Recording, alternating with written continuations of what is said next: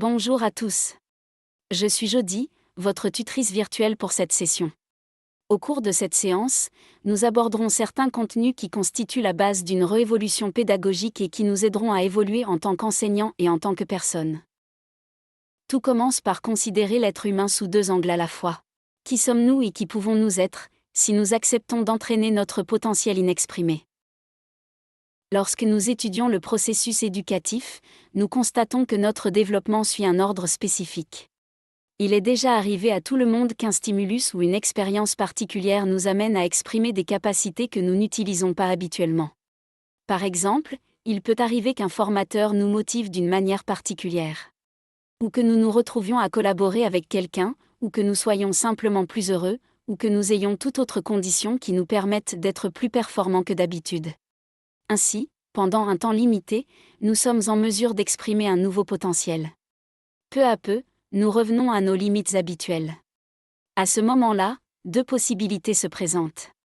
D'une part, nous pouvons oublier la manière exceptionnelle dont nous avons fonctionné au cours de cette expérience et rester comme nous étions auparavant. D'autre part, nous pouvons avoir la nostalgie des expériences extraordinaires que nous avons vécues, en nous souvenant que notre état d'esprit était plus intéressant que d'habitude. Dans ce cas, nous avons tendance à faire un effort volontaire pour répéter l'expérience vécue dans des conditions optimales. Mais nous n'y parvenons pas toujours. L'effort volontaire est le levier par lequel une personne entame un processus d'amélioration de soi. En bref, grâce à un événement fortuit, l'être humain tel qu'il est peut voir la lueur de l'être humain tel qu'il pourrait devenir. L'amélioration de soi commence lorsque l'éclat de ces lueurs a disparu et que nous entamons notre effort personnel pour nous améliorer. Mais qu'est-ce que cet effort ?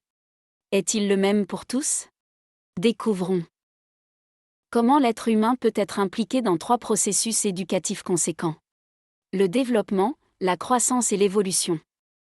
Le développement est la capacité personnelle à faire face aux problèmes et à les résoudre, en utilisant toutes ses aptitudes, même les plus légères. Ce processus s'applique à l'enfance ou aux personnes ayant une expression limitée de leur capacité personnelle à cause de leur passé. La croissance est l'acquisition de nouvelles capacités utiles pour affronter des espaces de plus en plus vastes et complexes. Ce processus intervient lorsque notre potentiel personnel est pleinement développé et que nous sommes prêts à aller plus loin. Il commence généralement à s'appliquer à partir de l'adolescence. L'évolution est la manifestation continue de la capacité à passer d'un point de vue à l'autre et à créer une relation alternative et meilleure avec le monde et les personnes qui nous entourent. Bien que le développement, la croissance et l'évolution atteignent chacun leur apogée à différents moments de notre vie, ces trois processus caractérisent chaque amélioration de nos capacités tout au long de notre vie. Si nous ne faisons pas toujours l'expérience de ces trois processus éducatifs, c'est parce que nous avons tendance à répéter automatiquement les comportements acquis, les réactions émotionnelles et les pensées conditionnées par notre histoire personnelle. C'est différent pour les enfants, mais nous, les adultes, nous négligeons souvent cet aspect de la vie humaine. Prenons quelques exemples simples. Nous sommes peut-être habitués à rester assis lorsque nous devons effectuer un travail intellectuel, ou peut-être on nous a appris, lorsque nous étions enfants, qu'il fallait rester assis sans bouger lorsque l'on effectuait ce type de travail. Puis, il nous vient à l'esprit de marcher au milieu d'une tâche, et nous découvrons soudain qu'un petit mouvement du corps aide le cerveau à traiter les données. Notre habitude nous empêchait d'apprendre, et ce même mécanisme se produit dans notre vie à tous les niveaux et dans tous les contextes. Il est également vrai que nous avons tous pensé au moins une fois dans notre vie, pourquoi les mêmes choses se produisent-elles toujours ? Pourquoi les mêmes choses m'arrivent-elles toujours ? Malheureusement, si je ne change pas mes habitudes et mes réactions, j'obtiendrai toujours le même résultat.